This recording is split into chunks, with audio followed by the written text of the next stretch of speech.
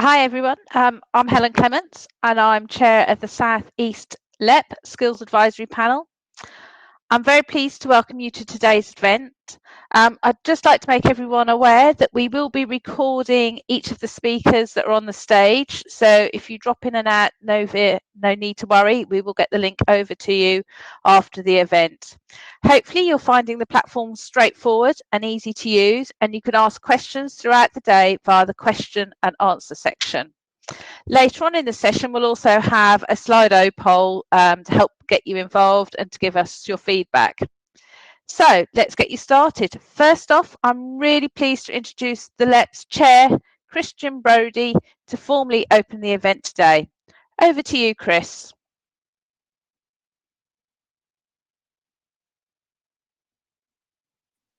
Thank you, Helen.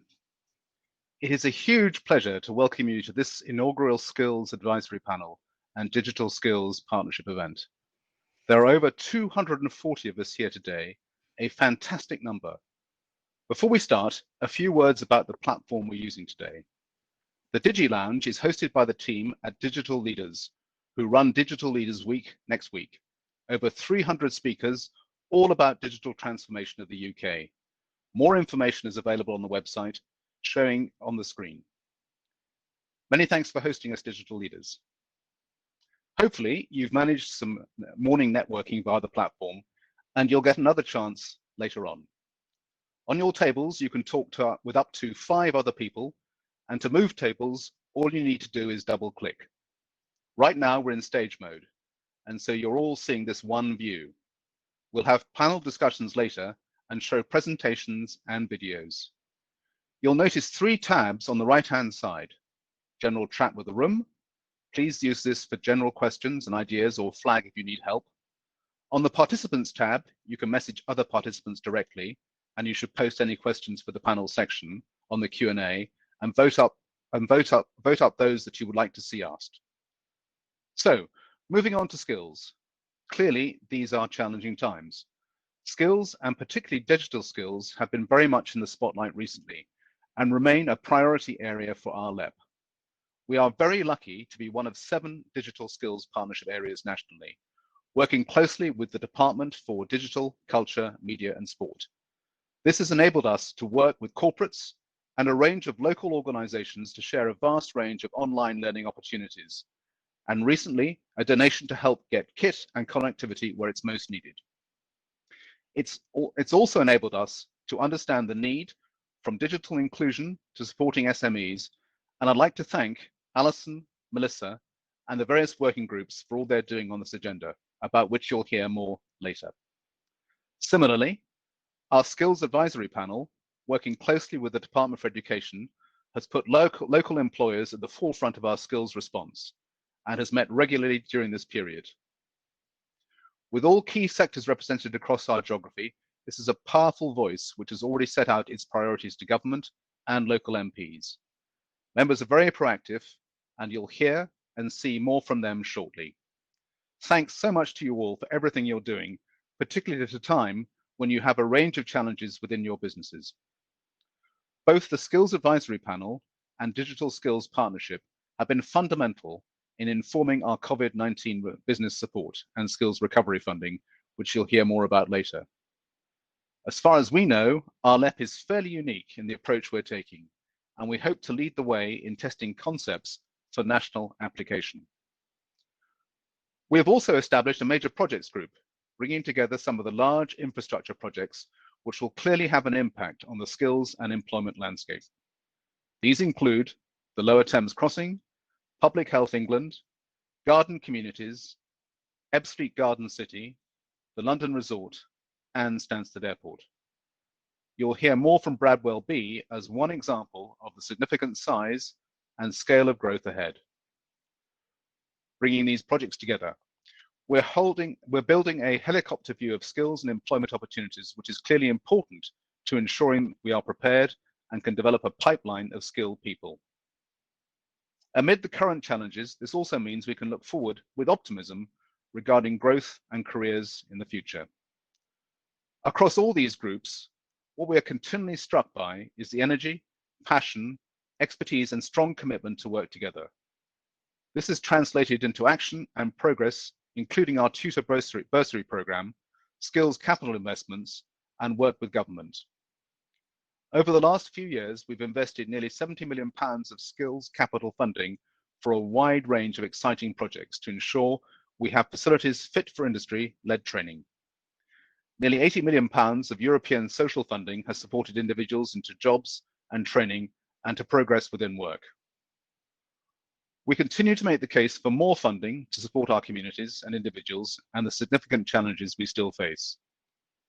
We've seen a huge increase in those claiming out-of-work benefits, nearly 165,000 in August, which is 100,000 more than the same period last year. We know also that nearly a quarter of the working population was furloughed, so this number could rise. As well as our own response to this challenge, we're pleased to have Department for Education and Department for Work and Pension colleagues here today to tell us about the national support on offer. As the biggest LEP area in the country, covering East Sussex, Essex, Kent, Medway, Southend and Thurrock, our local boards and partners are vital.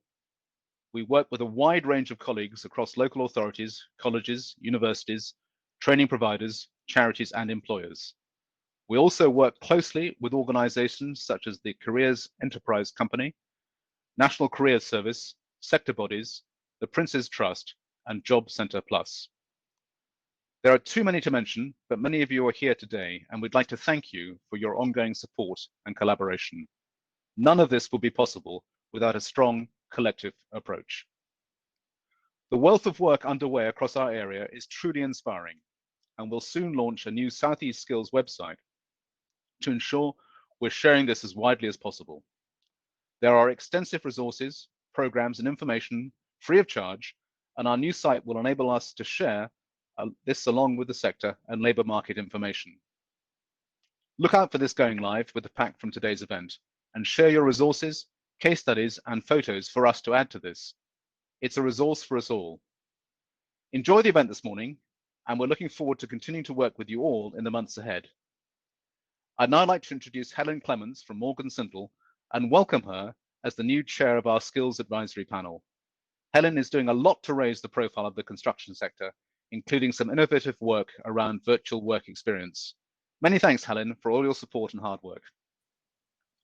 Thank you, Chris. Okay. Right, okay. So, sorry, I've lost it a bit there.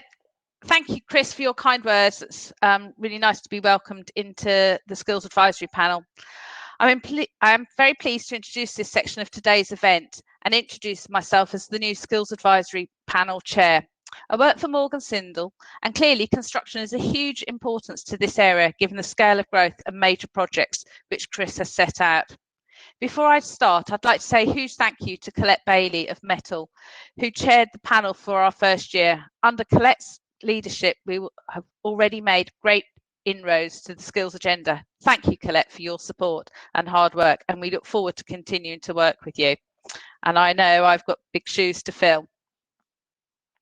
Our Skills Advisory Panel is formed of a range of employers from across our geography and sectors, as well as colleagues you'll hear from shortly. Our members include BT, HSBC, Konica Minolta, Oakdown, Care Home, Berry Gardens and Chartwells. As the largest LEP area in the country, this is a powerful collective working with the education and broader public sector to address skills shortages.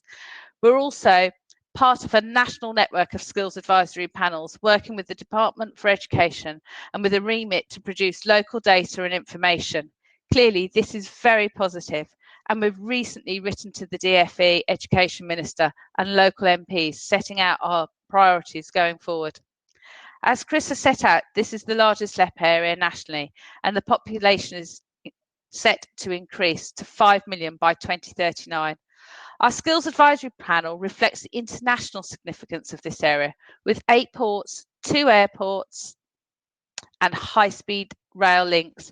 We're home to nearly 175,000 enterprises, of which 90% of those are of small or micro size. The LEP Skills Strategy identified priority sectors based on projected growth and skills shortages. These include construction, creative, tourism, energy, logistics, healthcare, digital, agriculture, and finance. As you will see from our membership, we represent all of these. We are feeling the impact of the pandemic in different ways, but our sectors are among the most significantly impacted, some facing unprecedented demand and others with premises currently shut down or with staff furloughed and unable to operate. We have been really pleased to feed into the LEP's COVID-19 recovery funds, about which you'll hear more later. We're also pleased to see government funding starting to address the immediate challenges, and you'll hear more about funding such as Kickstart and increased apprenticeship support later today.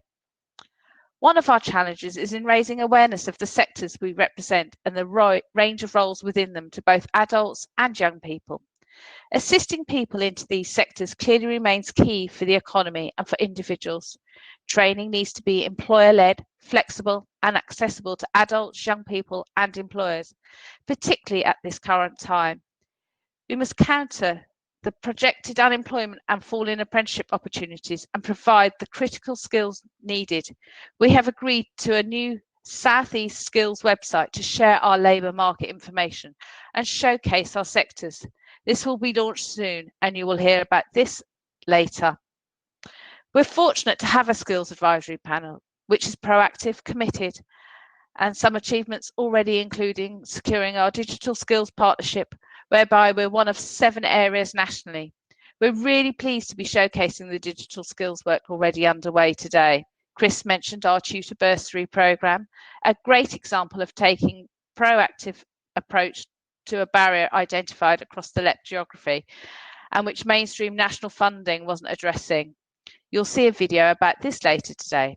We're also working with a host of partners and including the Enterprise Advisor Network, matching employers, schools and colleges across our LEP area. Thanks so much to our enterprise coordinators and advisors for all you do.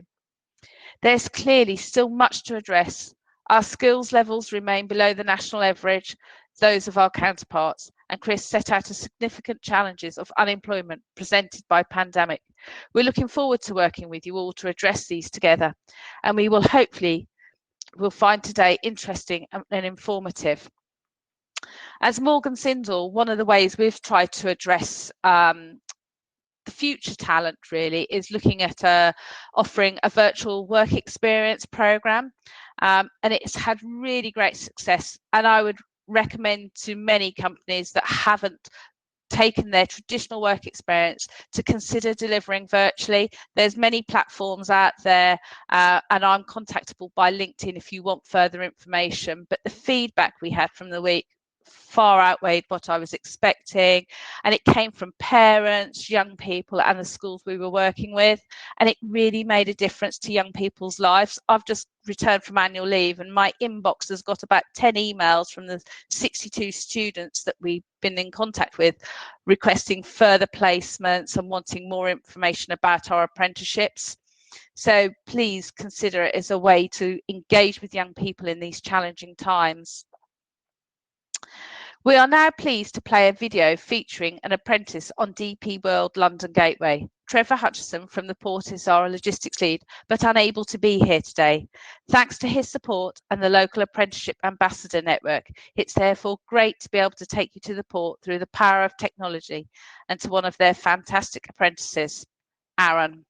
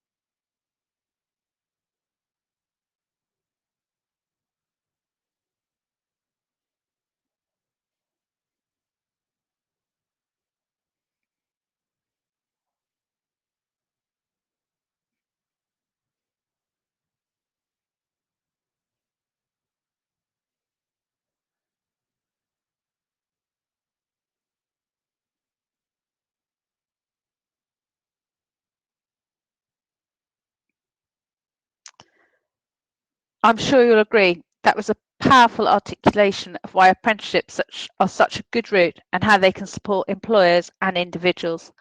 More of these will be arriving in the coming weeks and added to our new website, including a longer version of the one you've just seen. I'm now pleased to introduce the Skills Advisory Panel member, Lynn Matthews from Bradwell B.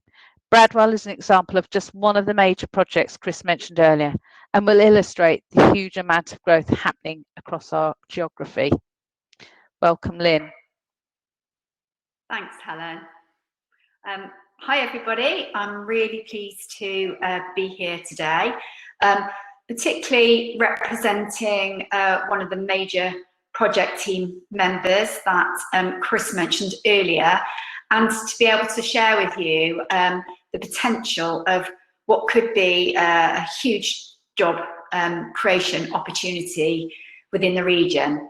So first of all, what is Bradwell B? Well, Bradwell B is a newly proposed nuclear power station to be placed on the Dengie Peninsula. It's part of the country's potential solution for low carbon power. And when built, the station would power to the equivalent of 4 million homes across the UK. The big story around it, though, is really the construction and operations would create tens of thousands of regional jobs. Very significant in terms of not only the jobs, but also the opportunities for local supply chain and training providers. Helen just mentioned apprenticeships. The plan is also the project will create over 1,200 apprenticeships throughout the period of the build and operations, and this would be all done through the supply chain. So next slide, please, Louise. Oh, next slide. Thank you, thank you. So this is just, oh, so the slide before, sorry, technical hitch there. No problem, we're just carrying on. The slide previously just, here we go, slide previously just, this just shows the location of the station and actually the sort of areas it affects. Now, one of the things I will say is that we'll talk about the typical skills needed later on for the project, but it's not just nuclear skills, that's during operation time. This is all about all the auxiliary roles that will be generated, such as security, catering, hospitality, as well as all those construction roles over the period of the build, and then the sustainable operational jobs that will exist within the station for the 60 years of the station's life, 60 years plus. So next slide, please, Louise. So to give you some credentials, what is the partnership that have come together to put in the bid for this project? So it's a partnership between CGN, which is the Chinese General Nuclear Power Company, and EDF Energy. You may have heard more about EDF Energy. We have 8 low carbon nuclear stations across the UK, currently in partnership to build or building HPC in Somerset, and also we have a position with Sizewell C that we're waiting to hear on investment in that. CGN is the biggest builder of nuclear power stations globally, has 30 years experience, and together CGN and EDF have a partnership that span the UK, and they are currently together building Sizewell C and Hinkley.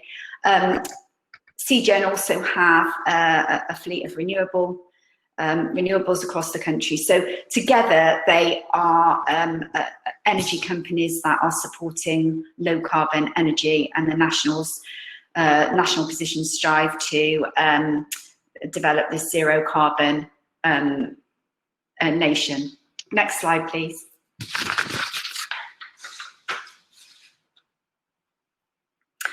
So Chris mentioned in the opening about working with the region on major projects and, you know, including the LEP, the skills bodies, the region's training providers, also government, DFE. So I thought I'd share with you our approach, our partnership approach with the region to try and deliver the right skills at the right time for this project. It's really important as well. Chris referred to an umbrella view of the demand for skills. This is absolutely key. We don't look at anything in isolation. We look at total demand across the region and ensure that we are creating together a pipeline to deliver the new skills for now and also projections in the future. Next slide, please, Louise. So here's a summary of our strategic approach to skills. On the bottom right hand side, if we do everything right, by the time the station is built, all those things in that right hand box will be in play and we would have achieved all of that. There's a real striving for regional jobs, regional opportunities. And, you know, one of the key reasons behind that is it makes great business sense. It helps with productivity and reduces churn. If you create opportunities for local people, they're more likely to stay in the jobs, move on to the other roles within the project, and it costs the project less. So it's you know, part of our remit is to absolutely try and create these regional roles. So if we look and step through our strategic approach, and this is just a high-level overview,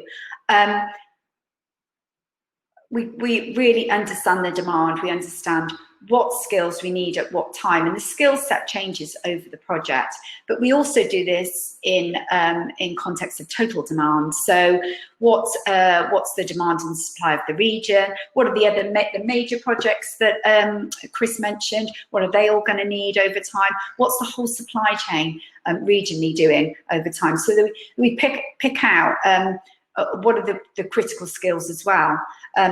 For example, I'll talk about welding later on, but welding is one of those that not just our project, but many of the projects, not only regionally, but nationally, have picked out as a critical area that we need to support and invest in. We've got, as I said, a power station being built in Hinckley. We take the lessons learned from Hinckley.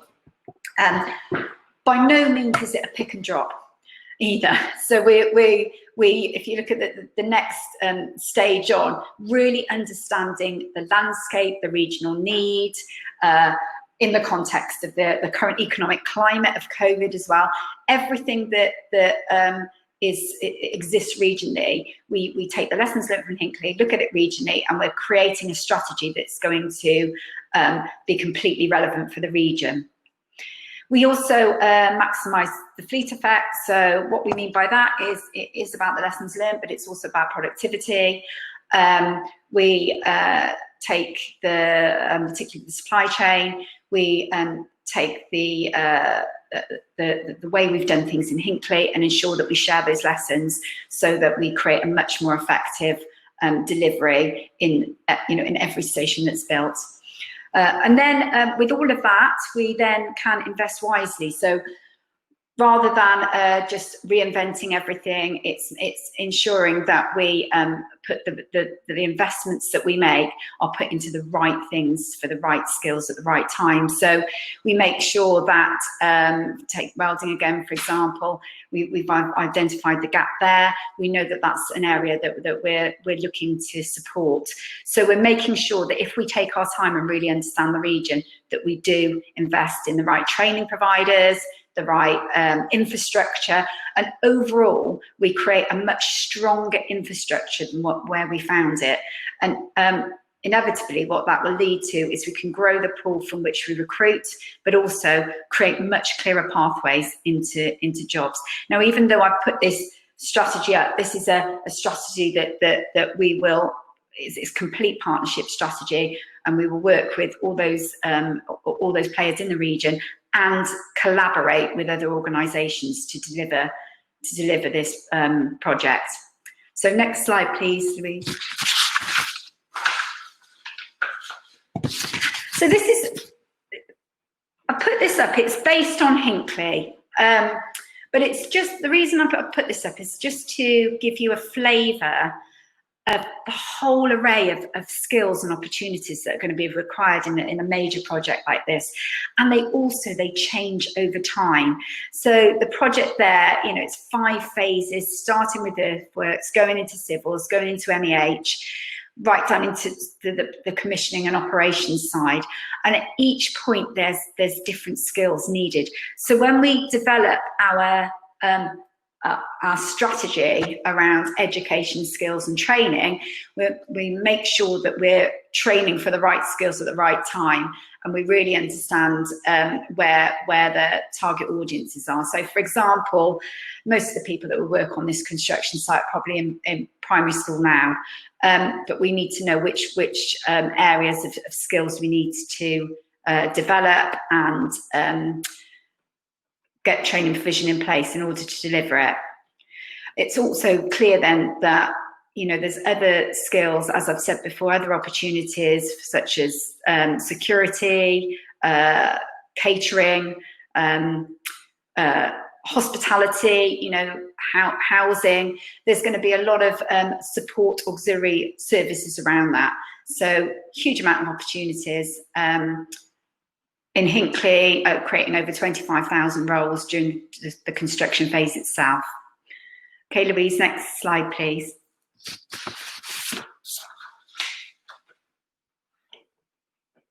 Okay, so this is, again, another example of HPC, Hinckley. The sort of programme we will put in place that will support the region, we need to, and I think Helen mentioned it earlier about inspiration and attracting people to these trades and these jobs. So working with the region to create inspirational career advice and guidance, getting into the schools, getting into the hard to reach areas. These are opportunities that you know, are access to all. There'll be opportunities for people that wouldn't normally access these sort of opportunities. We will work with the region to put the right training in place. And then, you know, the main thing is that we really promote them. So working with the careers service to ensure that there's young people are signposted in the right way to the right opportunities, but equally so are those that are wanting to upskill, reskill and job change. So creating that attraction and promotion is a key intervention. In Hinckley, I've put this as an example. It may be something that we do in Essex as well. We created a young Hinckley Point C program platform, and that was because we were inspiring people in schools, but it was sometimes they were further away from the entry to the job market. So this is a club, if you like, that helps them do CV writing, helps them understand the project, helps them understand the opportunities, but equally links them into the apprenticeship opportunities and other opportunities as they arise. So moving on, the next phase is our apprenticeship promotion, and then our job service. So our job service in Hinckley, again, we'll be looking to see whether that's a similar thing that we want to do in Bradwell. The job service is, it holds all the opportunities with the project. You register your CV and your skill set. The team monitor that. They match the skill set with the opportunities coming up. They also match it with upskills. So if there's somebody that's got potential but needs some training, they match that and move them into jobs on the project. They also are a rebroker setup. So as you saw earlier, the phases change of the project. Some people can be rebrokered into new phases. So they might go from a civils job into an MEH job that have similar skills but might need just a little bit of extra training. So the job service are creating sustainable employment through moving people through the project over the period of the build. So next slide, please, Louise. Again, just a snapshot of experience so far. This is Hinckley. There's an awful lot of money being spent in the supply chain on Southwest companies, but also, you know, Essex has already experienced some of that spend. So we've got OV UK Limited was awarded a £27 million contract to supply the largest cooling water intake screening system in the world for Hinkley C. So the other stations are already generating opportunities for Essex. Also, currently 10,300 jobs have been offered and taken up.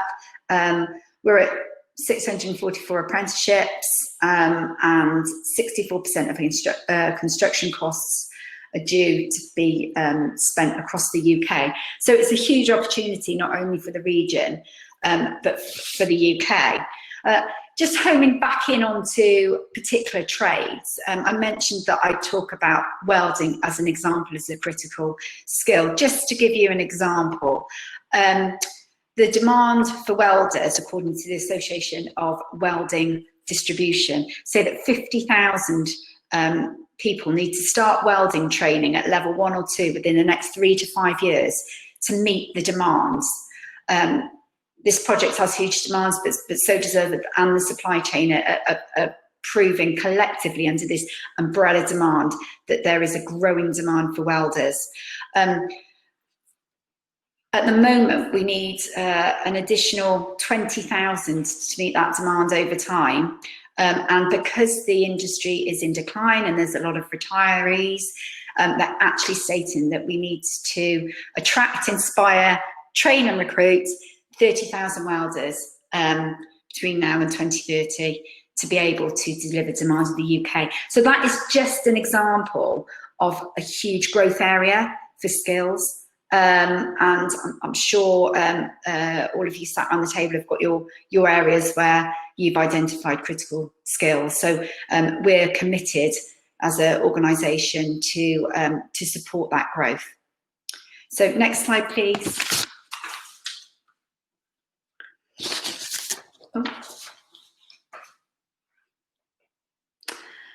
Just to reiterate and sort of flipping back a little bit to our approach, the skills team that I work with, the way we're going to are approaching it and taking it forward, the way we're going to move forward with the region is making sure everything's balanced. So where we look at our solutions, we ensure that it benefits the region, it leaves it a lot better off than the way where we found it. It delivers social benefit, it delivers social mobility, it creates access to opportunities for those that may be in vulnerable positions. I mean, particularly with COVID, we know that a new vulnerable group is those leaving education now. So, you know, we need to absolutely look at that. So whatever we put in place in terms of interventions on education, training, skills, will deliver that to the region. But equally, we've got to make sure that it makes commercial sense for the project. So collectively, it's a balancing act, and just to work with all of you on making sure that we come up with the right solution. Okay, next slide, please, Louise. Oh, and there's another addition to that. Should be something else on there. Yeah. Okay. So this is just really to close off, a summary. Can we go back? Right. Yeah. Summary of workforce and skills benefits that are derived in the region. If we do this well, and it's proving at Hinckley that we will create economic benefits. We're minimising workforce risks, so our team will ensure that we've got the right skills at the right time in the right place. With all that, we're creating a force for good. Another example of our DCO commitments in Hinckley, we invested £13.5 million. It's actually generated to date £40 million pounds worth of benefits because it's attracted funding and it's had a multiplier effect in the region. And we are integrating the projects to make sure that we're creating maximum effect. and the benefits are summarised on that right-hand box. So in terms of the key messages in here, in terms of skills and opportunities, particularly against this backcloth of COVID, the project is hopefully going to help deliver great futures for the people of the region. Thank you. Thanks, Helen.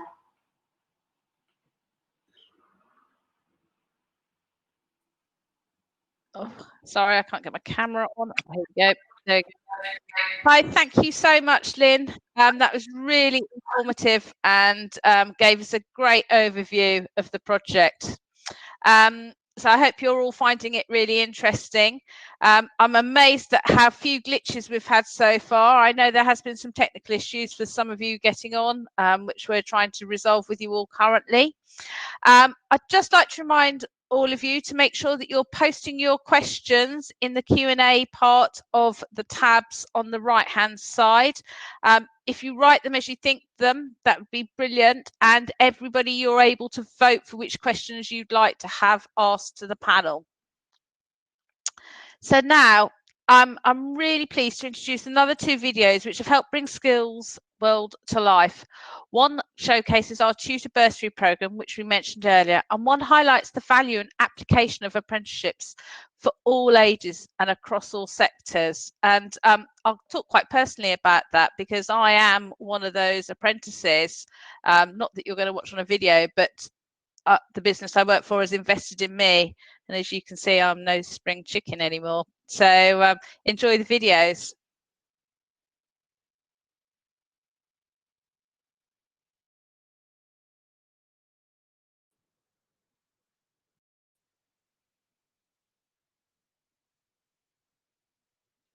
Excellent. So there's some great examples of the work already happening in the skills landscape, and which we will be doing much more of, like the one you saw earlier. They'll be added to our new South East Skills website and shared with the pack from today. Now I'm pleased to introduce Diane Budry and Emma White from Skills for Care. Care has really been in the spotlight this year, and we've been able to see the amazing work done in the sector. It's also a sector which has seen increased need for digital skills. So over to you, Diane and Emma.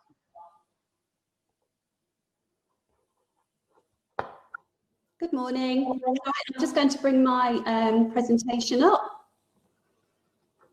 Hopefully you can all see it. Yeah, good morning. Thank you, Helen. It's a real pleasure to be here today to talk about... Hi, Emma. Sorry to interrupt. If you just want to press play on that presentation, okay. We can just see the edit view. So if you just start from beginning. There we go. Wonderful. Yeah. Over to you. Fantastic. Technology at its best and the operator. Yeah, so good morning. It's a real pleasure to be here today to talk about the adult social care sector and how we as an organisation support and develop the skills of the sector and skills. Obviously, the sector is a priority sector, both regionally and nationally, of course, and it's a highly skilled sector. And you know, I think the pandemic has really highlighted the fact that not only do we have a dedicated workforce, but we also have a very skilled workforce. But there is work to be done. And certainly within digital capabilities of our sector, we know from the learning that we've gathered that there's been challenges and successes during the pandemic. And it's our role really to gather that intelligence and take that forward and see how we can continue to upskill and not lose that momentum in terms of the digital skills and what's needed going forward for the sector. So there's still lots of work to be done. Oh, so I want to move the slide on. That's it. So, okay, so who are we? Well, I'll introduce myself first. So my name is Emma White. I'm a locality manager in the Lech region. And that means that I support care providers, managers, staff within Essex, Southend and Thurrock. And basically I support them to ensure that they can access the resources, the skills and everything they need to deliver outstanding care within our communities. And I'm going to focus on who we are at Skills for Care, how we do that, and also the economic impact and how the workforce looks within the region and also a little bit nationally. And then I'm going to pass you on to my colleague Diane Budgery, who is our head of Sector Digital, and she's going to talk about some of our ambitions going forward for the workforce, as I said, capturing what we've learned and what we need to do going forward. So who are Skills for Care? Well, we're an independent charity, which a lot of people don't realise, and we've been going for over 20 years. And it is our role to develop the social care sector and ensure they're well led, skilled and valued. We support, as I said, employees to deliver what people they support need, and also commissioners such as local authorities and regulators such as CQC expect. And we are a delivery partner of the Department of Health and Social Care, but we work with a wide range of partners such as health and local authorities, training providers, because we know we can't do all of our work in isolation if we want to achieve our aims. So what are our main areas of work? Well, as our name would suggest, our work programme is responsive to sector need. It focuses on the skills of the workforce. And when we say focuses on the skills, we mean right from initial recruitment. And we know at the moment, obviously, many sectors are really struggling because of COVID, and there's been lots of redundancies. And our doors are open to welcome people in with transferable skills. And what we want to ensure is that when they come into our sector, they have the robust induction that they need to deliver fantastic care using some of the skill set that they already have as well. And it's also about ongoing development of staff. So when we have people in our sector, we want to keep them and we want to develop them and ensure they have access to CPD and they can keep up to date and ensure that their skills are constantly relevant to the work that they're delivering. And we know that outstanding care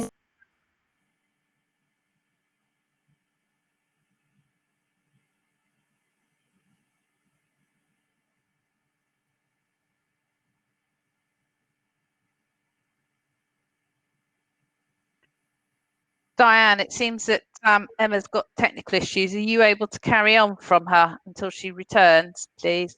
Yes, yeah, sure. If people can hear me, I hope they can.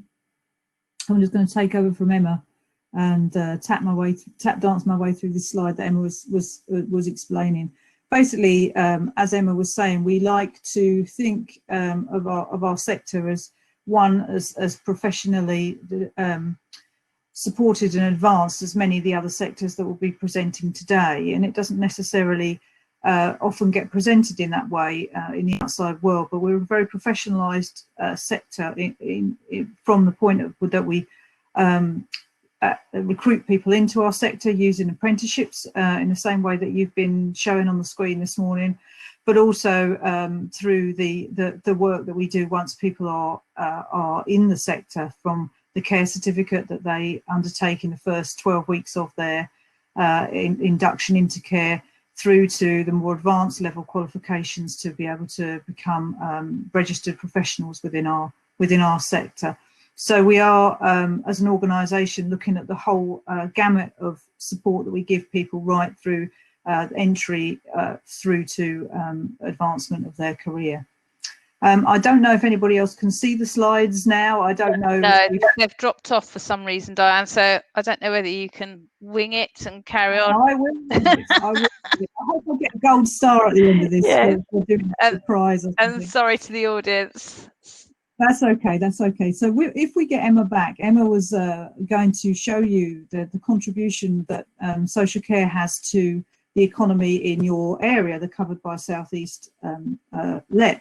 Because it's significant, and we often don't think about care in this way either. We think about the care sector as something that is potentially draining of our resources. And if you have seen a lot of the media coverage through COVID, it's been very much about the drain on health and the drain on that social care bring to our economy via illness or disability or needing support. But actually, the existence of our sector brings a great deal to the economy, and actually generates lots of money for the South East London area and the country as a whole. it would be very good to be able to show you those slides at the moment. I can't get those up, so we'll come back to them at the end of this presentation if Emma can come back in. But I wanted to talk to you much more specifically about digital skills. As Emma said, Emma covers a patch within the area of the South East LEP, on the ground working with employers, understanding what their issues are, and supporting them to give Skills for Care's advice and support and guidance. My role in the national team is to think through the skills gaps there are around digital. And again, I think it's interesting to say that digital and care aren't words that necessarily go together in a lot of people's view of the care sector. But actually our sector is like any other, and it's had to grapple with advancement through the use of digital over the last few years. And if you think of where care was even a few years ago, then I think many of you would be quite amazed by the amount of technology that's being used in care now.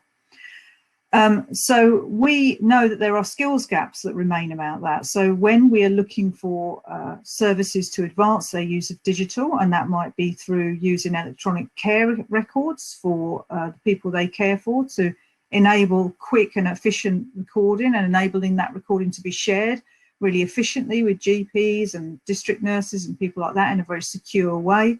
It might be using technology like that. It might be using technology, for example, acoustic monitoring systems, which can be put throughout a care home environment. So somebody can be seen to be awake at night without actually having to go in their room. The acoustic monitoring equipment actually shows you that on a panel somewhere else in the building, using that sort of thing to not only prevent somebody being woken up every hour, to check that they are comfortable and warm and dry in their bed, continent in their bed, but also in really increasing the efficiency of the staff on the night shift.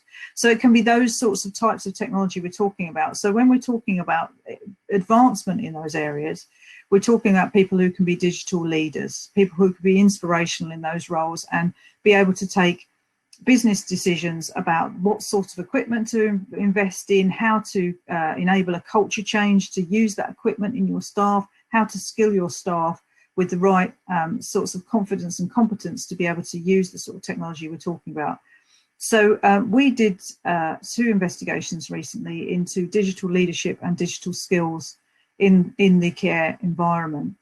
And we wanted to talk to you about those briefly today, because we think they'll probably chime with some of the things that you are going to talk about today. And also we're very open to having conversations with other partners in the room who may be from very different sectors, but may be facing the same sorts of challenges, to think about how we work together, perhaps, to share our learning and share our journey. So in terms of digital leadership, it was very clear to us from the work that we've done that the notion of a digital leader and what a digital leader was very, very disparate within care. It wasn't well understood as a notion. Some people saw it as one person's job, and normally they talked about it as not necessarily being their job, but somebody else's job. And they often talked about it in terms of it being an organisational notion rather than an actual set of skills. So we know that the notion of being a digital leader isn't well understood. So we also found that people, the emphasis really on their learning had been kind of ad hoc, and that people hadn't actually got the information they needed in a very structured way. They'd kind of gone out and found it where they needed it. And so there were big skills gaps in terms of people's confidence to engage in using technology, but also people's competence, because they hadn't actually had that structured learning that they perhaps needed to be able to be a confident leader in that area. Also, we found that they were struggling with the culture change aspect of leading culture change and being able to be a confident and an aspirational leader for their organisation in terms of their own ability to do that. Oh, thank you. Louise is back with the slides. Very, very good. And what did they say they actually wanted to be able to do? Well, they wanted some clear standards and articulation of what a digital leader should be able to do. When we were talking to them about, do you think you're a digital leader? Do you think you would want to be able to develop in those areas? They said, well, there's no clear standards about what that actually looks like and what we should have to be able to do. And I think that's a fair challenge, really. So let's have the next slide, Louise. Louise, thank you.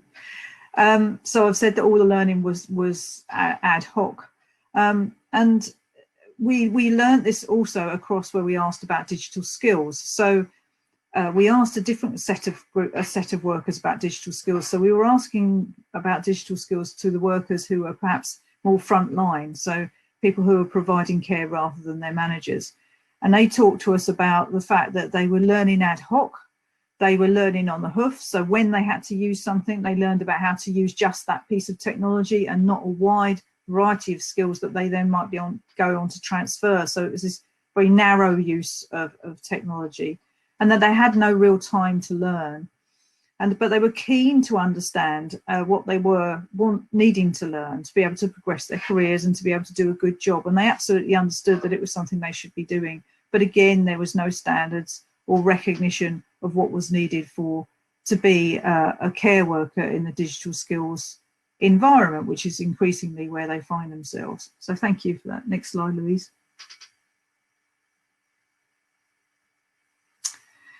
So what we're proposing, I wanted to share this with you because, again, I'm hoping to sort of reach out to those of you that are on the conference this morning to say, are these things that you think that you might be doing, or are there ways we can connect through the partnership to perhaps think about these areas together? In terms of digital leadership and adult social care, the concepts we'll be testing over the next couple of quarters of this business year are developing this digital leadership standards framework, which again I've talked about in terms of the absence of that. So the articulation really of what it is to be a digital leader in care. What does that actually look like? What are the knowledge, what are the competencies? What are we expecting people to be able to do? So developing something that's very practical, very usable, but actually something in that space that is currently empty. They also talked about as peer-to-peer learning as being really important for them, and at Skills for Care we enable an awful lot of that. We have registered managers networks, and for those of you that aren't familiar with care, registered managers are one of the most important people in care, because in the care home environment, so nursing homes or residential care, thank you David, that's great, I've just seen that comment on the chat, in residential care or nursing care, these are the people that have the legal requirement to be responsible for the standards within their homes. They're extremely important people. So we have registered managers networks where they come together to talk about issues that are common to them, and we propose to do similar sorts of work in peer-to-peer network and learning around digital working for leaders. But if you're doing something similar, we'd love to hear about it to see if we can learn from you. And we want to increase and enable access to learning opportunities. And this is something where we're really interested in working with partners to think about, once we've got this standards framework, or once we've looked around and seen others that have done this work before and drawn something that's right for care out of those things, how do we enable that to increase the opportunities for digital leaders to be able to learn? So how do we use that to stimulate that educational environment that can help people have that access to the learning they need, practical, useful learning for leaders in care? How do we stimulate that, and how do we enable that? Thank you for the next slide, Louise.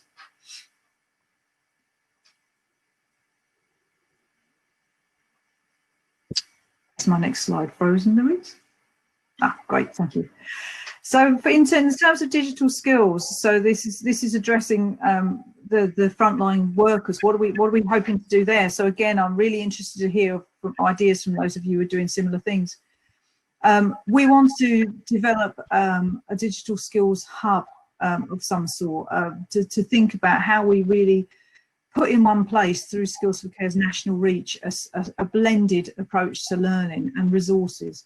And that will include how to create peer-to-peer support. So again, this idea of having somebody to talk to, and that will probably most look like a digital champions model. So when people talk to us, what they were finding most useful is finding someone in the organisation who knew a bit more than them, who would sit down with them and show them how to do something. So how do we support that model and grow that model to enable employers, big and small, to have somebody in the organisation who can really take on that leadership role with a small L. So those people are leaders, but they actually aren't necessarily paid to be a leader, but they're inspirational people that other people turn to inspire and support and be that practical help sitting next to somebody when they can't do something. So we're looking to develop something around a gold standard. So what does that look like when it's done really well? How is it best made effective? And how can we, as a national body that develop workforce support, best support that to happen in situ? I'm going to hand back to Emma in a minute, but one thing I just want to say before I sign off is that one thing that's not well understood about care, if you don't work in the care sector, is the majority of our sector is in the small to medium enterprise bracket. They're not big providers, most of our sector. They are small businesses. So if you think about the analogy of a high street, there are several Tesco's, very big suppliers and providers, but they're next to Tesco's sits the corner shop with 5 people employed and a very different trading model, a very different way of being. So all that we develop within Skills for Care has to appeal and be relevant to that huge broad range of different providers that we have within care. So just want to leave you with that, because I think Emma's going to go back to some of that when she is able to pick up her slides that we didn't see earlier. So just wanted to lead you back to Emma. Hi, sorry, the net threw me out, unfortunately. I don't know when you lost me. And I'm glad Louise was able to pick the slides up. Do you want me to go back over them? I think we just lost you at the point where you're just about to talk about the impact that care has on the LEP partnership area, the industrial kind of impact of care. Okay, Louise, do you want to go back to that? Have you still got the presentation? I can share it. Do you want me to try and share it? I think Louise has it now. Yeah.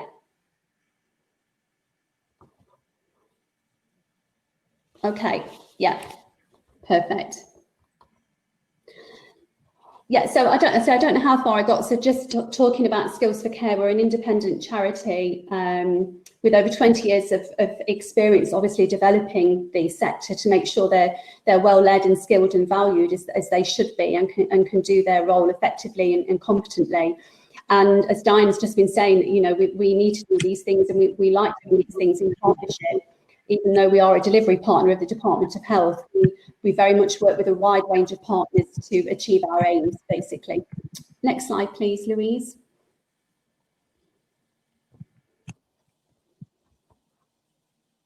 Thank you. So our main areas of work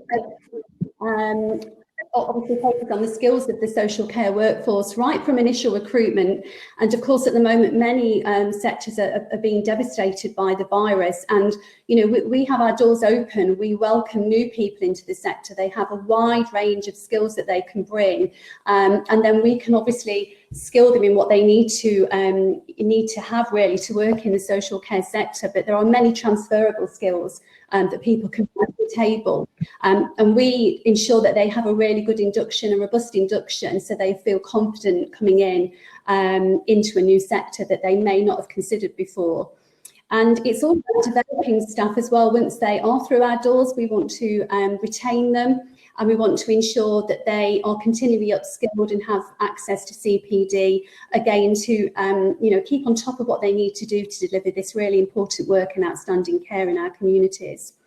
And we know that our leaders are the ones that really hold everything together within care services, and it's really important that they have the skills and support that they need, both as existing and future leaders, in terms of delivering that outstanding care. And of course, this does include digital skills and leadership, as Diane has obviously talked about. Next slide, please, Louise.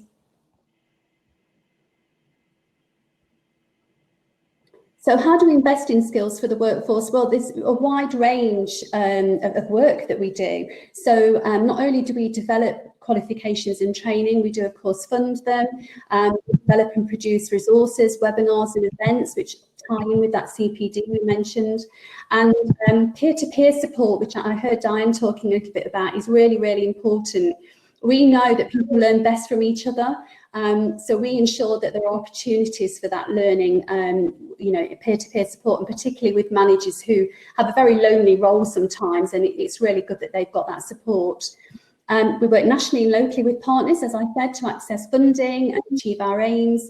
And on a local level, people like myself work on a local level to support providers, managers and staff so they know what they can access to ensure they've got the skills to do their job. And really importantly, we gather data and workforce intelligence to identify the skills and gaps, and that enables us to obtain funding, look at where those gaps are and what we need to work on to develop the workforce as needed. Next slide, please, Louise.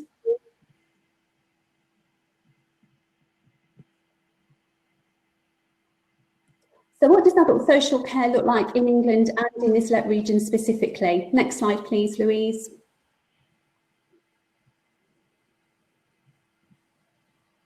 So in England, we continue to have a growing workforce need and currently have on average a vacancy rate of around 130,000 care roles at any one time, with more workers needed year on year to meet the demand of an increasing ageing population with complex care needs. There was a little bit of a dip during the crucial 6 months with COVID, and we found the vacancy rate was around 100,000. So people weren't moving around the sector or leaving the sector as much as they were. But certainly with COVID and going forward, we predict it'll be about 130,000 care roles. Next slide, please, Louise. So we talked about the workforce intelligence and how important that is to give us an accurate picture of what the workforce looks like. So nationally, there are 1.65 million jobs in adult social care, but there are only 1.52 million people actually working in social care. So that's where our shortfall of 130,000 is. And going forward, our projections based on the evidence that we've got is that by 2035, we're going to need an extra 520,000 people working in the sector. So that equates to about 2.17 million. So an extremely big workforce, and one obviously, you know, that we need to ensure that those skills are really kept up to date.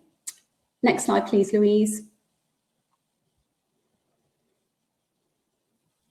So in terms of this LEP region, so obviously there's a number of areas and there's around 120,600 jobs in this region. And many people may think that the care sector is, it doesn't have that many permanent workers, but actually between about 80–95% of workers within the sector are permanent. But we do have quite a high turnover of staff.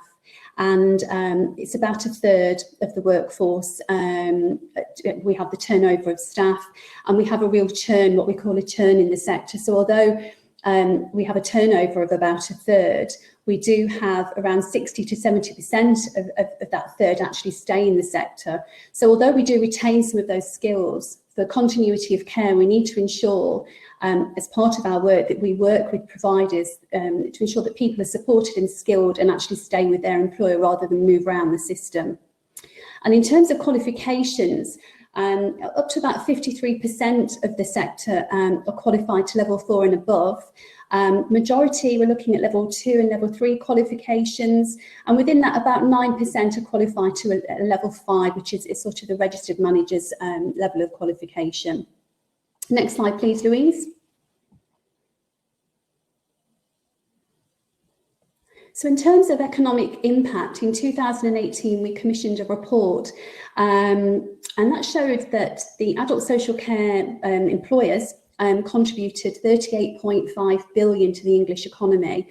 And I don't know whether that figure is a surprise, but obviously it's a huge amount. And that's across 40,000 sites, creating over 1.5 million jobs. And obviously this filters through the economy. So it's a very large and important sector, as we know, and really contributes heavily to the English economy. Next slide, please, Louise. So breaking that down locally in terms of the positive economic impact within this region, Essex and Kent contribute many, many millions to the economy, but even small areas like Thurrock, for example, contribute 90 million, which is still obviously a huge amount. So, you know, within this region, which is obviously the largest LEP region, there's a very significant positive economic impact of the social care sector on the economy. Next slide, please, Louise.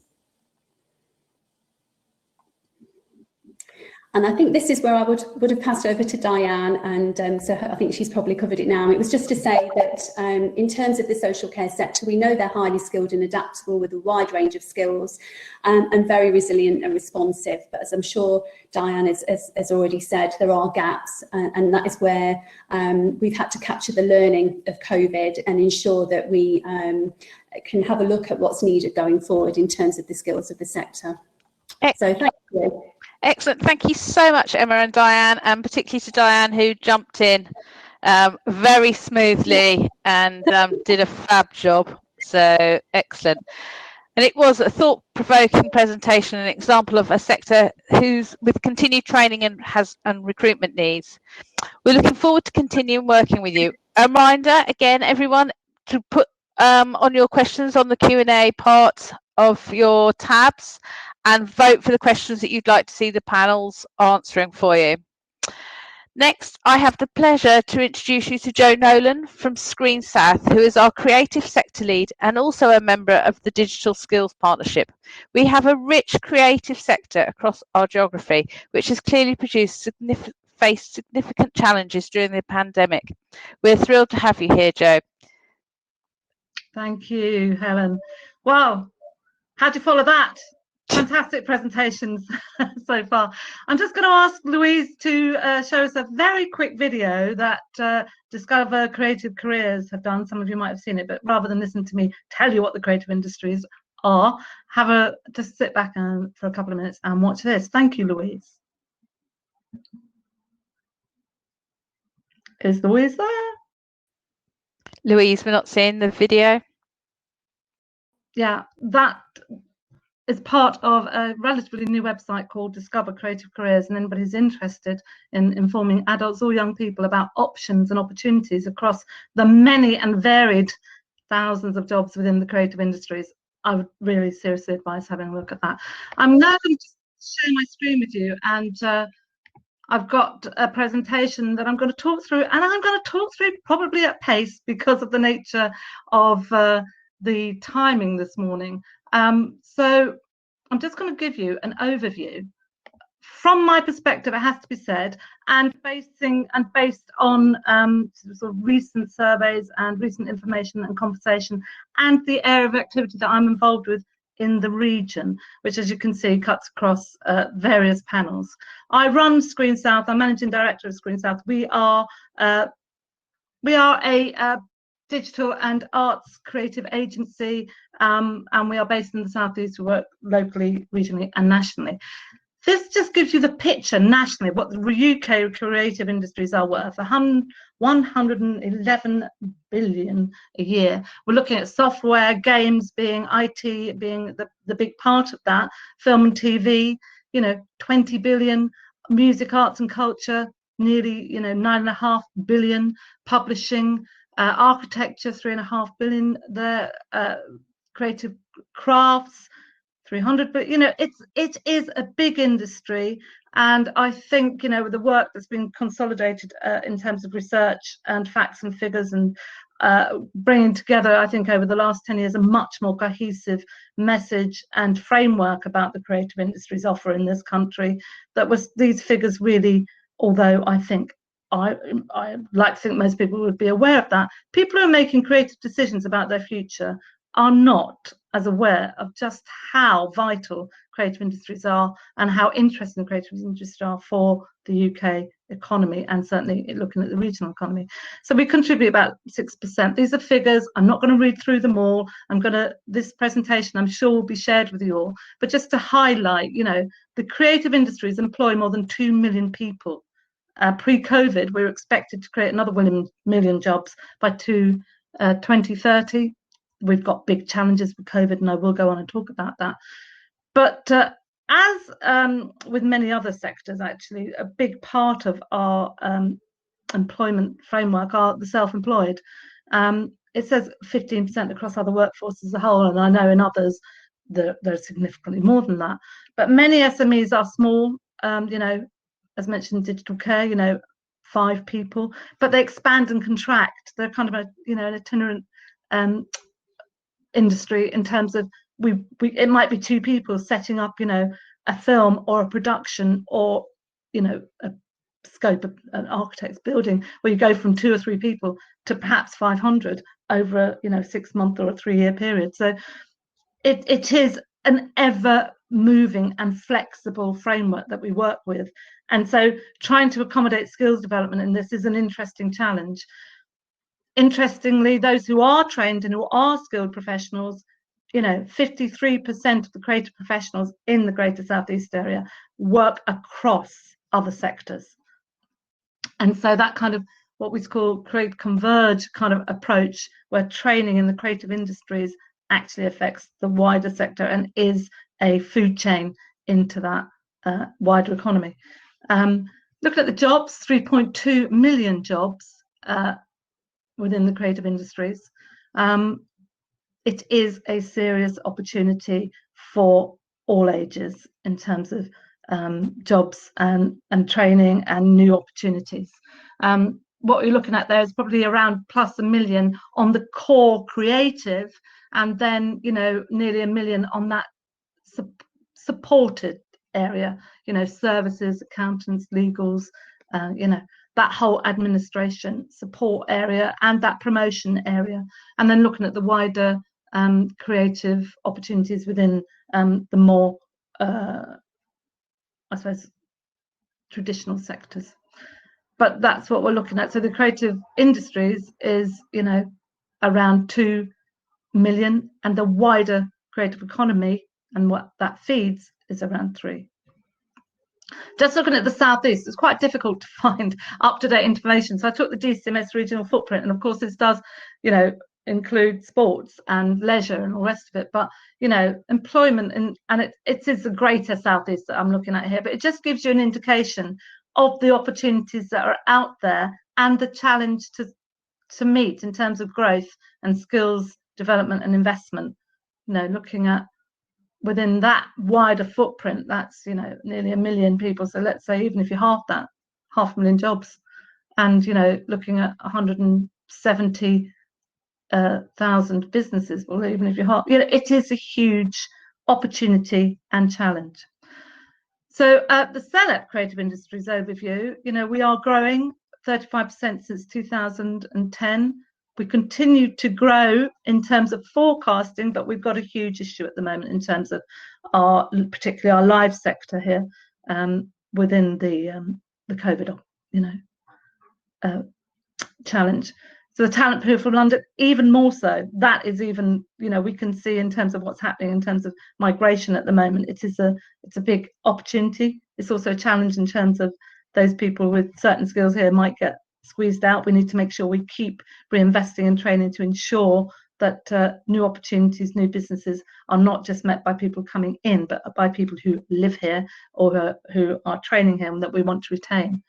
So over the last 10 years, I have seen a real enhancement of the network of support for advocating for the creative industries. And I have to say that the CELEP have completely backed that in terms of opportunity. At the moment, you know, there are, you know, within our industry, we are wide, we are community, we're a creative industry, a major driver of economic growth, but we also, you know, work very closely with communities and are the kind of linchpin of people's cultural enhancement and relaxation in many ways. So we need an ambitious plan for longer term of investment to support this. One of the big things that's coming out recently, and you will all be aware across all your sectors, but we've got to make sure freelancers, who are the majority of the workforce, it is nearly 50%, are supported. It's been a very difficult time, and for them, we're really going to have to make sure that there's a recovery framework in place for that part of our community. Threats. 42% of the creative industry employers in the UK report a skills gap. You know, that's considerable. Creative industries is more than 100 staff. 73% of them are struggling to find people with the right skills. 1.2 million workers will be needed in the sector, yet there are really significant creative infrastructures posed by skills shortages, and we'll come on to what they are shortly. You know, the productivity here is lower when you look at it, and why is that? What's going on? I don't know. That's something to look at. COVID, losing jobs and specialist trained workforce, this is very, I mean, we need to support our creative industries to be, you know, making even more of that wider sector opportunity, as we keep hearing. But we don't want to lose really important skills that are world class and world recognized, and you know, encourages inward investment and more employment. We've got to be really careful. So we need to invest in infrastructure so that we can make creative products on a grand scale. And we're looking at some of the conversations like we'll come on to, but you know, I know we've already talked about the London resort, but investments like that have a major impact on the creative industry skills opportunity. So looking at a recent survey, I think it was last year, but you know, 35 to 50% of employers have trouble recruiting. The top 3 skills, interestingly, and this is across all areas of the creative industries: management, leadership, and project management skills. There are very good, you know, management and leadership skills across the creative industries, but at that senior level, it's very difficult to recruit, and there needs to be more training on that area. Existing staff need new skills to do their jobs. Creative tech is moving on a pace. The shortages in the screen sector, which is my particular sector, is across craft, technical grades, VFX, visual effects, games, animation, looking at accountants, line producers, those people who manage the whole logistics of an operation. First ADs, who are the kind of producer on set, people who run physical production, series producers, TV, games across the board, storyboard artists, animators, coders. They rank across, you know, that they are the most commonly reported shortages. Across other areas, more recently, a lot of people have been contacting me and telling me that fundraisers and business development professionals across all sectors is a real shortage. And that's, you know, looking at the wider sector, are there opportunities for advice, guidance, support in that area? Because right now, that is one of the biggest needs. Common reasons for skill gaps given are recruiting to a new role. Our employers are only partially kind of completing training, and they're not. You've got employees who, because of time, because of money, aren't completing training, can't step up. Then they can't find people who are able to take up those more senior roles and those skills gaps because they haven't got the experience, and it's going to get, you know, worse. So we need to find something regionally to fill that problem. Particularly in the games industry, we've got some significant games companies within our region, obviously, but we could be attracting more. And if we focus on some of these games industry needs in terms of training and building cohorts of expertise in our regions, and there are opportunities working with the universities and HE to do that, and with companies in terms of specialist programs, you know, we could be offering an inward investment opportunity. And this is very important. I think it's what we really need to be looking at in terms of growth of the industry and opportunities for local people. So we're looking at, you know, engineers, we're looking at high tech, STEM driven experts who are needed to fill creative industries opportunities. The rise of esports and the priorities there, they are soft skills that sit alongside the STEM skills. You know, STEM and STEAM, absolutely. You know, it's arts in STEM, creativity in STEM. You know, it's very important that young people and those who are looking to transition or retrain are aware of these opportunities, because it's a national and international gap. But if locally we could start to look at how we might fill them and train up, we could be offering more incentives going on. I'm very aware of the time. Workforce training, I'm going to skip through this because this is just basically reiterating that we do have diversity issues, we do have senior management issues, and we do have a need to invest in training for freelancers. Jo, you can have a couple of extra minutes, all right? Yeah, thank you. What might help? I'm going to skip through to the last few slides but this is what we're looking at. We need to look at these. Some of these opportunities are being put in place, but they're very much needed. That supporting apprenticeships that are appropriate to the creative industry structures. How can they work with freelancers? How can they work with small sole traders? How can they work across 3 or 4 different companies? And there's a need to have, I know conversations are going on that basis.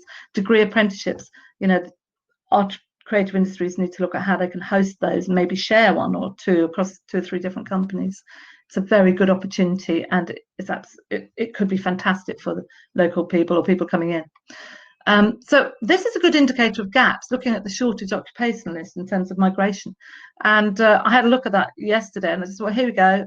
These are, you know, you have a flag to go out internationally to recruit. There are lots of incentives for you to, if as a company, to go out internationally and get special benefits. We've got to look at that and go, why? We need to be offering training development programs that can enhance training in this area and provide jobs that are definitely out there, and companies who are needing these, incentivize them to come to the region. We need to look at how we are working and create a more diverse workforce, and these 4 points are something that will help if people could put that into place and look at that, particularly the supportive approach to on-the-job learning, and an open and transparent kind of core when you're looking for a job, looking for somebody to recruit, you know, to really make your core open and welcoming, because there's a lack of confidence sometimes that you need to address in terms of those. So COVID, I mean, you know, I'll let you read that, but Deborah Shaw at the Marlow sent me this yesterday, and I just thought it does absolutely encompass what we need to be looking at. There is a challenge for retaining new staff and responsibilities. We are going to lose an awful lot of expertise. We've got to find ways of investing so that that expertise, while they are not at full you know, impact in terms of work demands at the moment, they are available to train and retrain. We've got to find a way to get that skills offer out there, as well as you know, supporting those companies. Future talent pipeline. Really important, and it's great that you talked earlier about online training. We're doing a lot of online training, a lot of online work. We're recruiting and working with people that we've only met online, and it's been very effective. So expansion and growth can happen at the moment.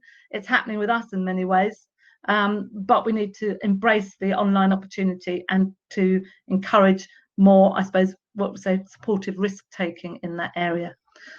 So regional opportunities, some have been mentioned earlier, but you know, the Thames Gateway, the estuary, big skills opportunity, plus 50,000 jobs. There's been investment in the creative and cultural element there already from the Arts Council and DCMS very directly. Ashford Studio potential with Newtown Works, a combination of offer there across hospitality and creative industries.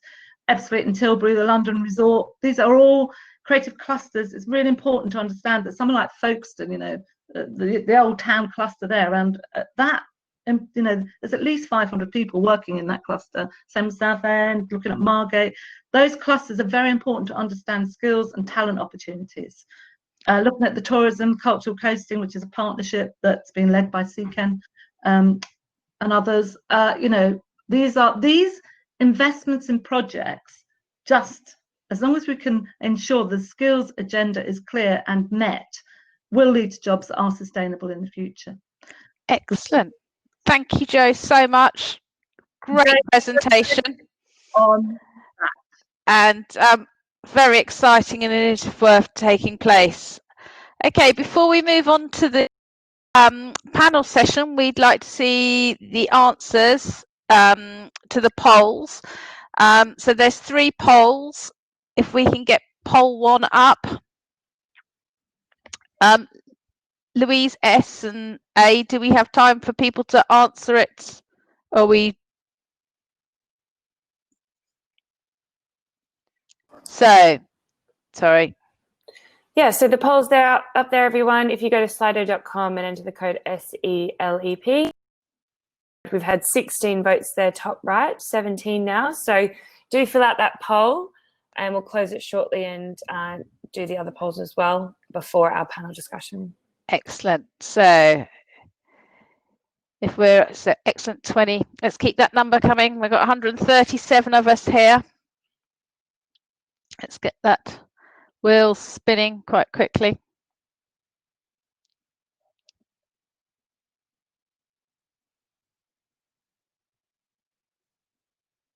Excellent. If we give this one 30 more seconds, if we can get it up, can we get up to 50 participants responding?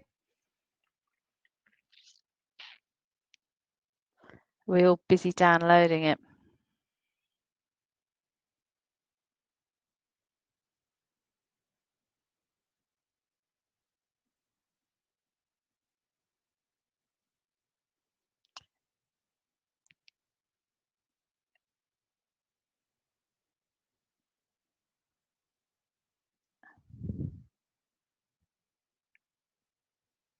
Okay, it looks like, so we're nearly there. Come on, let's squeeze those last 4 people. Get your finger on the button, Dan. Although there is very much a clear front runner. All there was, so it's changing. Excellent. So it looks like 65% of you within the audience are, or in fact it's gone up to 67% now, are going to be recruiting apprentices, which is absolutely fab news and exactly what the region is going to need to maintain future skills to deliver what we need within our region, closely followed by Kickstart and then training of existing staff. So it's really great to see the top 3 things are what we would be looking at as well. So brilliant. Be quite interested in hearing from some of you via the chat what the 13% other activities are that people will be doing. So next question, are digital skills for new or existing staff a concern in the coming year?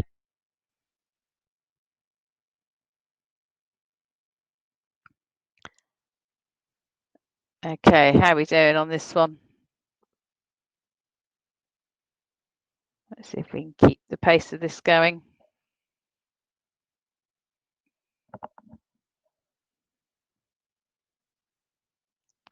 Okay, again, another, if we can get a few more responses.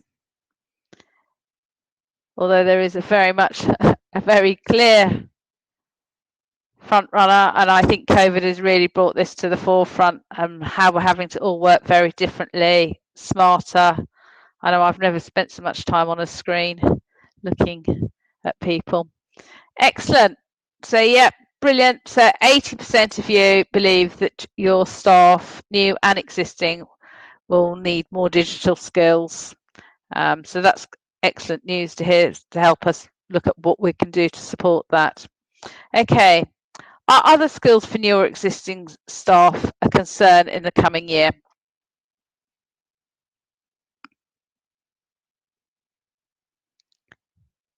Okay, let's keep those responses coming. That's absolutely excellent.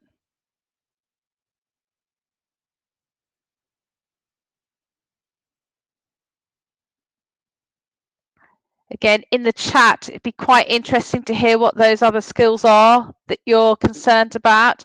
Perhaps put some questions to the panel about those gaps or training requirements that you need, so that we can look at that as a skills advisory panel. Especially as there's definitely maybes and yeses, so that's absolutely brilliant. Thank you all very much for partaking in that. So there's clearly some training needs required for new and existing. If you can put in chat what that looks like, that then something we can take away to the skills advisory panel and discuss and look at how we can support changing that. So thank you. Okay, so now the panel starts, and joining the panel is Joe from Screen South, Emma and Diane from Skills for Care, Lynn from Bradwell, and Louise Aitken from SALEP Skills Lead will also be joining us. Okay, so let's start these questions. So I'm not sure who's going to answer this first one. How closely is South East Digital Skills Partnership working with other regions and skills partnerships. I expect Louise, you're best placed to answer that. Yeah, thanks, Helen, and hello to everybody. We work very closely with other regions. So myself and Helen have recently joined a Catalyst South skills advisory panel grouping, which brings together various LEPs from across the South. We're joined here today by some of them, so hi to Claire and Jamie from our neighbouring LEP areas.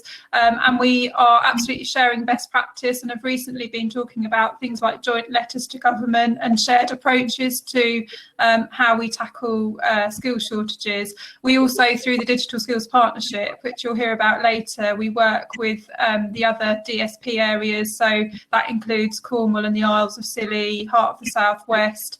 And on a whole range of work, we partner up with different LEP areas. So yeah, the answer is a very strong yes, and we'd be happy to share more about that cross-working. Thank you very much, Louise. So there is a huge experience and knowledge gap on the ground to help people and business integrate digital tech into their worlds. How can this gap be addressed? So that's open to anybody within the panel who'd like to do that. Let's take the care industry. How are you addressing that gap between experience and knowledge and what's required? I think with difficulty at the moment is the honest answer, Helen. I think for some of our sector, it's an investment issue. And when you consider that COVID has probably been the worst experience the care industry has been through in living memory, in terms of a drain on its resources and its morale and everything else, and then those services are being asked to invest in digital ways of working. Perhaps for the first time, having been through COVID and realising that is the way forward, we won't be going back. I think there's a real challenge for them in terms of the level of investment that they can make at this time. So I think there's an ambition in the sector to become more digital. There is a skills gap, but there is also an investment piece. And whilst we wait for the government's response for the long-term solutions to social care and the funding of social care, that remains a real difficulty. And as I said, for most of our sector, they are small to medium enterprises. They are not multi-million-pound industries. So there is a challenge there. And Lynn, from Bradwell's point of view, how are you going to support, as a company, making sure that the skills that come through have those digital and tech requirements that will be needed? Yeah, it's quite interesting actually, because when you look at, and you'll know this, Helen, construction as well, it's changing its nature. Those that are on site supervising and instructing do it all from iPads rather than pieces of paper. So it's absolutely crucial. And I think the key is getting it generally across all industries at grassroots. So where we're introducing it, more in schools, putting it in context, so ensuring that any career advice and guidance in the industry are aware of the nature of the role and the skills they'll need to enter it, and to ensure that we work with the education sector on using those particular technologies in context of our industry. I mean, another way, go back to welding. I used an example of welding earlier. Some of the outreach for welding and getting people to have a go, it's all done in sort of VR kits and things, which again is digital. So, and you'll be well aware of that. So, yeah. It's just creating a habit. The digital is it's embedded in all of our operations now. And that's sort of the next question follows that, really. As being online is now essential, how can the region influence government to enable free Wi-Fi and access to the equipment with limited resources for those furthest from, or those with limited resources, or the furthest from the workplace? So how do we take that to the local governments and influence central government? Yes, Louise. Yeah, just to let you know, I'll be talking a bit later about some COVID recovery funding we're launching, but a big segment of that is addressing the ICT kit issue, because it's really come to the fore, not just through our digital skills partnership, but more generally, that pre-COVID, that was a barrier to people getting into work and training, and obviously COVID's brought that to the fore even more. But I think we feel that alongside that we can work collectively to raise the profile of the issue and to quantify it, because partly it's understanding where the need is and making sure we're getting that to the right people. So I think in the short term we're making a significant investment as a LEP in some of that, and I know other organisations such as Job Centre Plus, Prince's Trust are doing similar, but I think collectively we can all work together to raise the profile and to acknowledge that it is a really big barrier now that's not going anywhere for anybody wanting to get into work and training. Okay. Oh, yes, Diane. We'll just add a bit of a different way of looking at that, and I think that some of the issues for us in terms of the types of technology that people are being asked to use is that the type of technology and the design of technology doesn't reflect everyday digital working skills. So whilst most people have smartphones and are able to use smartphones, when they go into work, the type of technology they're seeing doesn't reflect the skills that they're using out of work. And so I think while we absolutely have a digital skills challenge on our hands, we also should push back a little bit more towards design and technology itself in terms of actually replicating what skills people already have and building those into what we see in the workforce, rather than these things being totally disparate sets of skills. And so I think it's really important to focus on digital skills, but it's also important to challenge actually how much we can kind of almost like silo people into using one thing at home and something that looks absolutely completely different at work, and that might be something that's very relevant in care and not in others, but we certainly see that.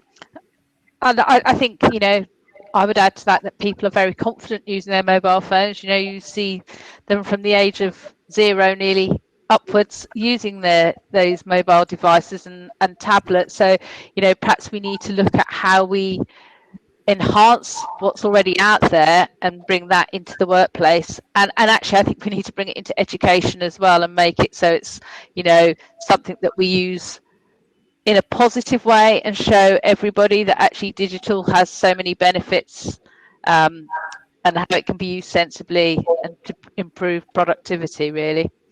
Excellent. Okay, how active are local companies in looking to benefit from Kickstart program for young people? So those of you that have got SMEs working with you, how aware are you that they're going to be using the Kickstart program to support their growth of their businesses? Go on then, Joe.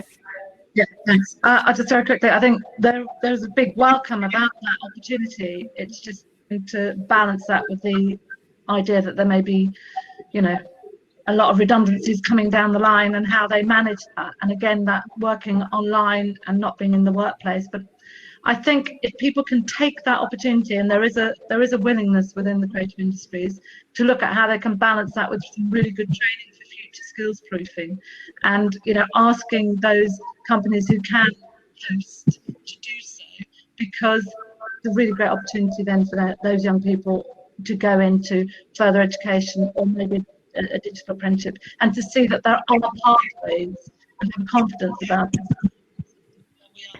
And, you know, don't have that within their organisation at the moment, to look at using Kickstart in that way to bring new skills and new digital skills into it. Definitely. Lynn, what do you think from the contractors and subcontractors that you mix with? Yeah, I mean, obviously using Hinckley and Sizewell as an example, because with such early stages with Bradwell, yeah, I mean, it's supported, but same challenges. You know, there's also some issues around redundancies and balancing that out. I think the timing of it could be quicker. That's the problem. You know, we've got a wait until it actually starts off. So it's how do we fill the gap between now and when the Kickstart program kickstarts. That's the challenge, because young people are looking for opportunities now. Is there a way of using traineeships to fill that gap short term? Potentially. So that's just looking at the opportunities that we've got out there. I'm being innovative with it. I'd be quite interested in the chat function to see how many employers that are on this conference that are looking to use the Kickstart program, and perhaps if you're an employer, why that's not going to, why, if it is about redundancies, is it about the understanding of how it's going to work, just so that we can help manage that and support you as a skills advisory panel. Okay. How can we recruit the staff we need to deliver the welding and higher level skills we need? It's incredibly difficult and almost impossible in some areas, such as plumbing and electrical installation. Actually, I'll just have a little say about that, because I feel quite passionately about this area. Okay, I would say to every business that's out there that you need to get in and talk to these young people and to these people that are unemployed about what an amazing sector we work in. So the construction sector, and that sort of links into the welding, we support every other industry out there to have a building to go and work in. So that's an amazing thing to go out and tell young people. And I think if you can portray that from every element of our sector, I'm in and out of schools loads. It's about 20% of my day job, and currently I'm still doing that virtually. I don't very often see SMEs out there getting that message. So use your large subcontractors like ourselves, use people like EDF. They're the ones going in and having the resource to go and do those talks, but we need your information to help share what other exciting opportunities there are. I mean, Lynn, did you want to add anything to that? Yeah, when I read that question, I initially read it slightly differently as well. I was thinking, do you mean also the trainers? So take welding again as an example. Yes. And it was raised in the chat, actually. There is an issue around getting enough trainers to be able to teach level 1 and 2 of those welding qualifications. So it's great inspiring and getting that pipeline into those trades. But if there then aren't enough trainers within the FE environment to be able to teach them satisfactorily, then we've got we have got a problem, and that seems to be the case. And I know that through the work we're doing in the Southwest at the moment, we are looking at how we work with the supply chain and create routes where, if you're doing a job as a welder, there is maybe an incentive. If you are not everybody's a great teacher, let's face it, but there are people that would do really well in that environment, that there is a career path that could take them into training, and then either out again or stay into training. But at the moment, everybody wants to stay on the tools because they earn a hell of a lot more on the tools. So there is a real issue around getting the balance between inspiring and generating and attracting people to want to take it up as a career, and actually being able to deliver the training to move them from not that career into job. And I agree with that, Lynn, although I must say that is also down to industry being prepared to commit to our training providers, because if our industry doesn't commit, I know for a fact to try and find a training provider to deliver a level 4 site apprenticeship, there is no, in the whole of East Anglia, which is the patch I cover, there isn't a local training provider, and that's because there's not enough demand. And so employers need to learn to work together. You have to work with your competitors to create that demand for our training providers, because they are like the rest of us. They have a business. They need bums on seats that are going to complete their courses. So I would really say that's a joint responsibility. It's not just down to the training providers, it's down to industry stepping up and saying we will commit to X amount of numbers and following through on that. And I understand that's challenging in these current times. Helen, there is a trend, though, very much now that businesses, particularly in our arena, are collaborating, working together, and referring back to what Chris said as this umbrella demand. We are as an industry and a sector also working cross sector, to look at what the needs are of the nation and how we're going to deliver those pipelines. Yep.